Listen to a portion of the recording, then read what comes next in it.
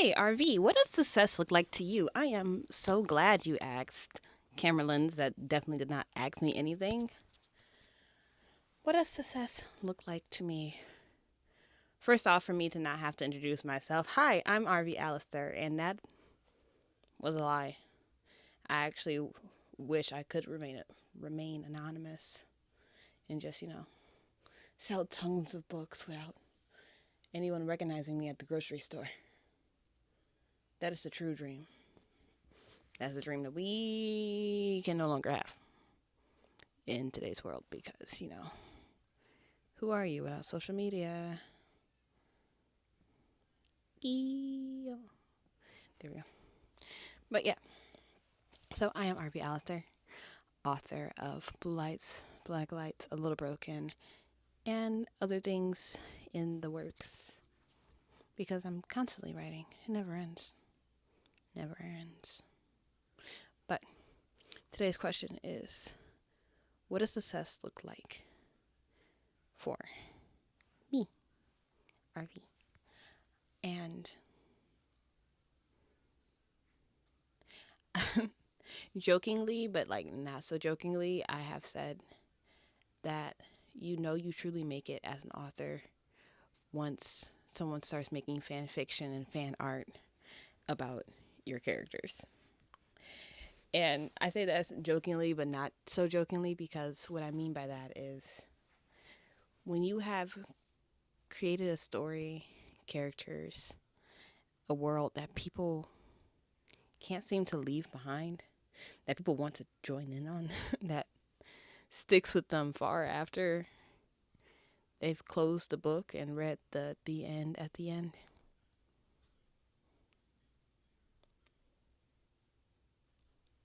Sorry, my partner is home and I don't like recording when they're home because it's like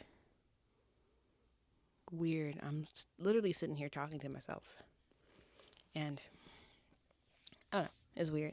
So I heard movement and then I kind of froze like an antelope in headlights.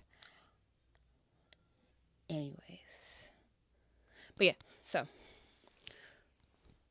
once someone gets your story, gets your ideas in their head, and they cannot let it go for the life of them, I feel like that's like a clear sign of I made it. And that is success to me because the thing that I want most.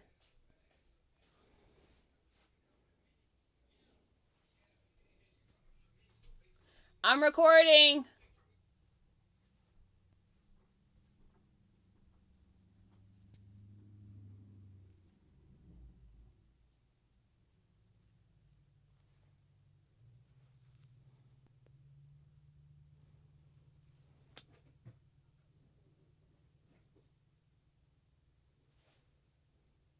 Apologies. Anyways, I was saying the thing that I want most is to create works that connect with people and connect with people in a way that is deep enough to be remembered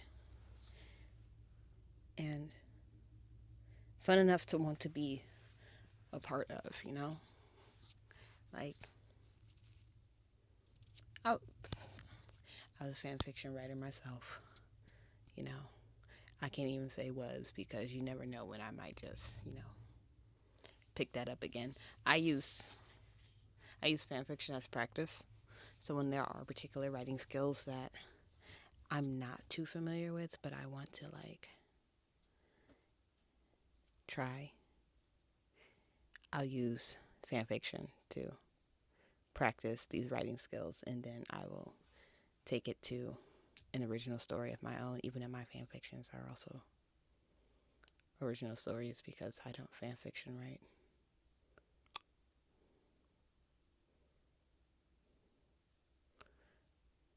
Yeah, I'll talk about what that means in another video. But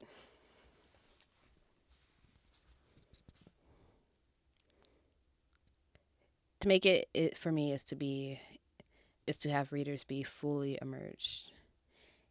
And that in itself will lead to more visibility, hopefully, because people talk. They say that the most sales come from word of mouth. So if you can create something that sticks and lasts, and when people's like, "Oh, I don't know what to read right now," you someone's like, "Oh my God, I know just the book." That's what I want, what I'm after. When I don't have to do this because the story speaks for itself, in which it does already do in ways. I have shared that I have been teaching with the novel Blue Lights that I wrote to a high school group in a college prep program for the summer. And it takes place on a college campus, so they get like the college experience. They sleep in the dorms, they go to classes, they have like legitimate teachers, like I, who am a licensed English teacher for high schoolers, as well as an author. But so these students are reading it and they're liking it. I wouldn't have picked it if other students haven't read it and liked it. But one of the directors of the program is also reading it with the students, and he knows that I wrote the book. All the students do not know that I wrote the book. I've been keeping that on the for right now, even though I feel like soon I'm gonna have to break it to them that I'm the author, because there's certain elements that I want them to understand as to like what was a second draft thing, what was a first draft thing, why I added certain points. Because right now I just have them speculating why they believe the author added certain points and things of that nature. But anyways, the director is reading this, and I received an email from him the other day where he was talking about how the story is beautifully written and impactful, and he, who is also a college professor, is going to assign this book to his students as required reading. And that is something special.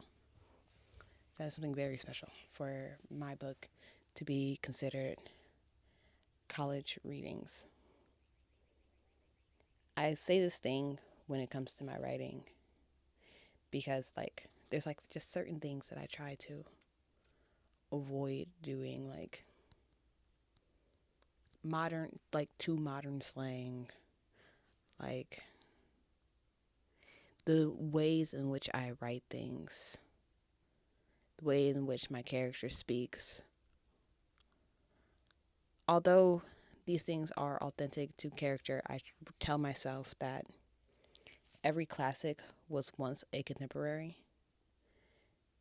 So that way I know that I'm not just writing for now, that my stories should live beyond me, and that yes, the kids who pick it up now and read this book will be able to connect and relate to Dante and Major, but I also want for people 50 years from now to pick up this book and be able to relate to Dante and Major, because it's about the emotional ties, the human perspective of it all. That is the connectivity there. It's not about them being black. It's not about them being boys. It's not about them being gay. It's not even about their situation. It's about how the emotional experiences that human beings have. And that's something that we all can connect to. All of us can see a bit of Major and a bit of Dante in us. And although they say like don't write for everyone, again, we're a lot more alike than we are different as human beings. And I feel like once we understand that, it gives us a lot more freedom to write the way that we truly want to write, you know? So, success for me. When someone starts writing fan fiction and creating fan art of my stories, aka once my writing, my words, my stories are locked into the heads of people enough for it to live on its own without me. That is when I feel like I've reached success, and that's what success looks like to me, when my story can breathe even when I don't. And that's just a little something for your inner monologue. Um, I'm gonna get off this now. I have to go like shower and do life things and watching the fights tonight. What fun. Happy birthday, America. Not you, but let's get out of here. Peace.